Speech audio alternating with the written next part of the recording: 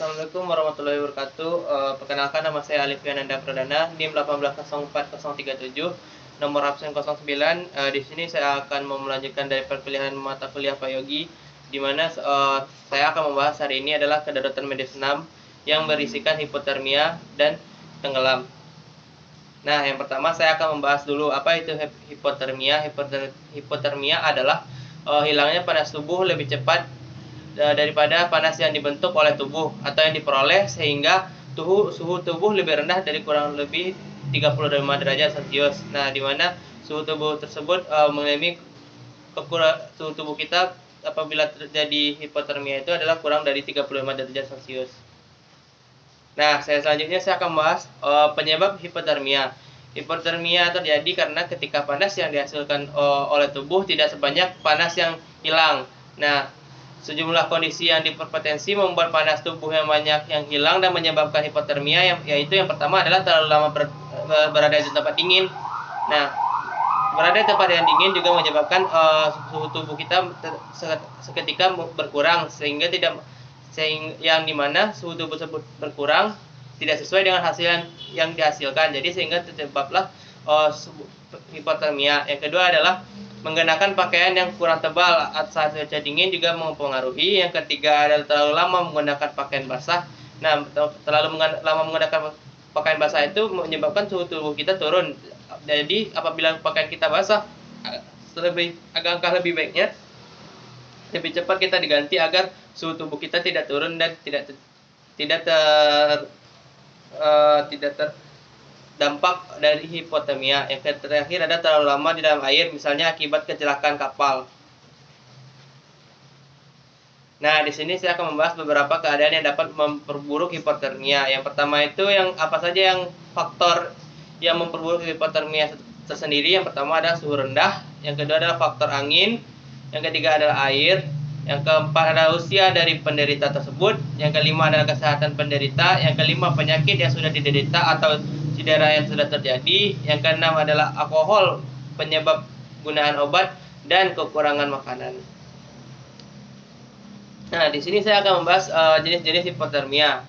Berdasarkan tingkat kecepatan hilangnya panas pada tubuh, hipotermia dapat dibagikan menjadi yang pertama ada hipotermia akut atau imersi. Nah, hipotermia akut atau imersi itu adalah kondisi yang terjadi apabila seseorang kehilangan panas tubuh secara mendadak dan sangat cepat.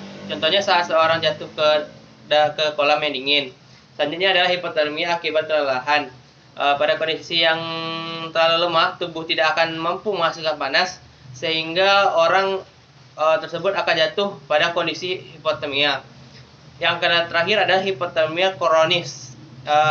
Jenis ini terjadi apabila panas tubuh menghilang secara perlahan. Kondisi ini umum terjadi pada lansia yang di ruangan yang kehilangan kehangatan yang kurang, atau pada tunawisma yang tidur di luar ruangan. Nah, saya akan membahas gejala dan tanda. Yang pertama itu adalah saya membahas gejala dan tanda hipotermia sedang. Yang pertama adalah kalau yang sedang itu ada yang pertama itu menggigil, yang kedua terasa melayang, ketiga pernafasan cepat, nadi terasa lambat, 4 gangguan penglihatan, 5 reaksi manik mata lambat, yang keenam penurunan respon. Yang kalau saya akan membahas selanjutnya adalah gejala dan tanda hipotermia berat. Yang pertama itu adalah pernapasan sangat lambat, denyut nadi sangat lambat, tidak ada respon, manik mata melebar dan tidak bereaksi. Yang kelima alat gerak kaku, yang keenam tidak menggigil. Pada bayi hipotermia ditandai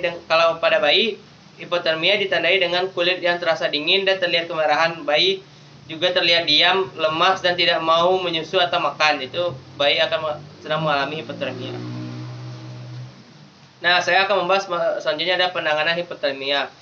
Yang pertama itu adalah penilaian dini atau pemeriksaan fisik. Yang kedua ada pindahkan penderita. Yang ketiga jaga jalan nafas. Yang keempat ganti pakaian yang basah. Yang kelima beri minum dan makanan biar sadar. Yang keenam pantau tanda vital dan rujuk. Rawat penderita dengan hati-hati dan jaga agar tetap hangat. Bila orang tersebut masih bernafas dan denyut nadi masih ada, lakukanlah tindakan berikut untuk membuat suhu tubuhnya kembali normal. Yang pertama itu adalah pindahkan dia ke tempat yang lebih kering dan hangat. Yang pindahkan secara hati-hati karena gerakan yang berlebihan dapat memicu denyut jantung berhenti. Jika pakaian yang dikenakan basah, maka gantilah ke pakaian yang kering. Jika sadar dan mampu menelan, berikan minum yang hangat dan manis. Selanjutnya adalah berikan kompres hangat dan kering untuk membantu menghangatkan tubuh. Letakkan kompres di leher, dada, dan selangkangannya. Hindari meletakkan kompres di lengan atau tungkai, karena malah menyebabkan darah yang dingin mengalir kembali ke jantung, paru-paru, dan otak.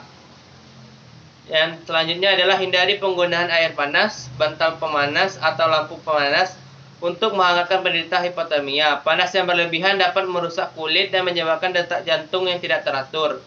Yang terakhir adalah temani dan pantau terus kondisi orang tersebut hingga bantuan medis tiba. Nah, selanjutnya saya akan membahas komplikasi hipotermia. Penanganan perlu segera dilakukan terhadap kondisi hipotermia untuk mencegah terjadinya komplikasi, bahkan kematian. Komplikasi tersebut dapat dimunculkan adalah yang pertama ada frostbite, yaitu adalah cedera pada kulit dan jaringan di bawah kulit yang disebabkan karena membeku. Yang selanjutnya ada sleep blindness, yaitu peradangan pembuluh darah kecil dan saraf pada kulit. Yang selanjutnya adalah foot, yaitu rusaknya pembuluh darah dan saraf pada kaki akibat terlalu lama terendam air. Yang terakhir itu ada Grenagre, yaitu atau kerusakan jaringan.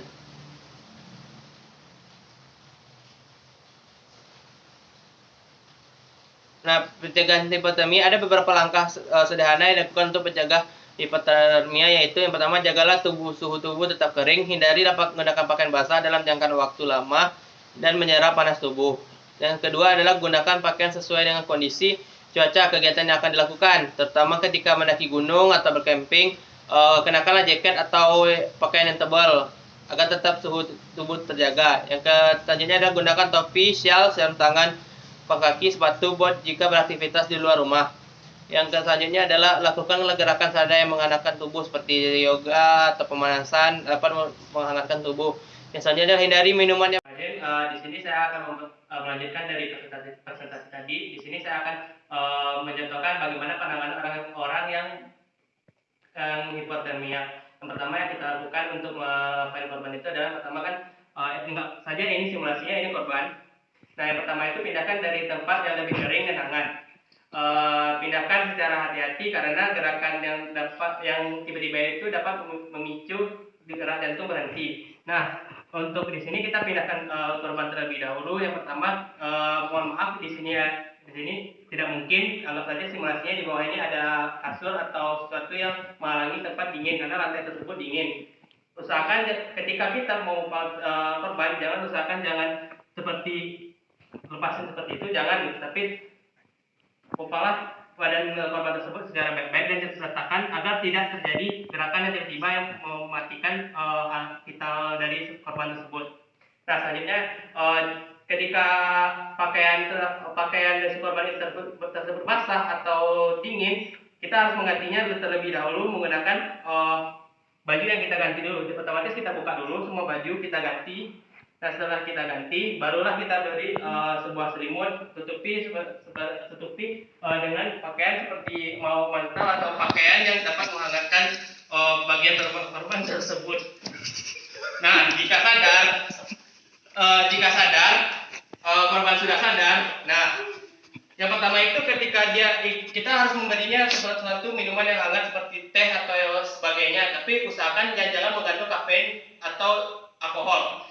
Nah, di sini otomatis yang kita lakukan itu adalah tahan badannya tersebut sehingga seperti ini, sehingga korban itu nyaman. Usahakan dengan memukul dengan badan kita, jangan seperti atau tangan seperti ini. Kenapa? Bisa jadi korban tersebut tidak nyaman ketika sedang minum. Usahakan dengan memukul semua badan agar korban tersebut merasakan nyaman.